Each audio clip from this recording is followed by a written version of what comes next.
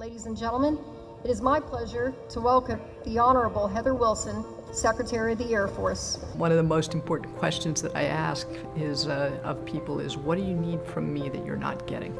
Because I can't stay in their way, I can't micromanage what they do, but I can help enable what they do.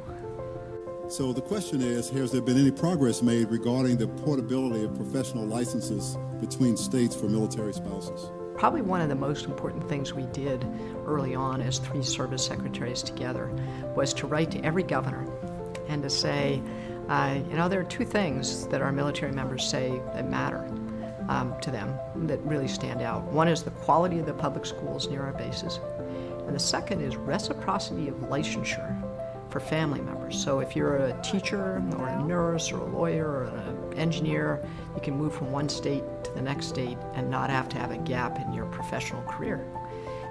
What surprised me most when I came back was how much readiness had declined in the Air Force. And that had nothing to do with the airmen and the job they're doing. It had to do with a lack of budget and support from the Congress over time, and 27 straight years of combat operations. I knew that we needed to focus on restoring the readiness of the force. There is one continuing effort in our budget, and that is to keep improving readiness to win any fight, anytime. That's what you expect of your Air Force, and I look forward to your questions.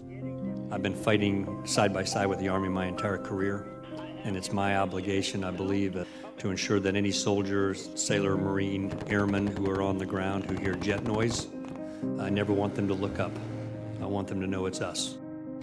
Without question, the closest relationship has been with the Chief of Staff, Dave Goldfein. And I've had other professional relationships where they're very positive professional relationships, including in the Air Force. Chief Wright is absolutely wonderful, and the whole leadership team is really high performing. But this is an unusual construct under our Constitution, if you think about it. The authority under law is with the civil authority. The influence is with the Chief of Staff. So the law says the Service Secretary has all of the authority to run the service, but the Chief of Staff has most of the influence. If you work together, you can accomplish a heck of a lot. And Dave Goldfein is an exceptionally good leader. We have this obligation to make sure that any airman that we send into harm's way goes properly trained, properly equipped, well led, and when they come home, we've taken care of their families while they're gone. That's our obligation.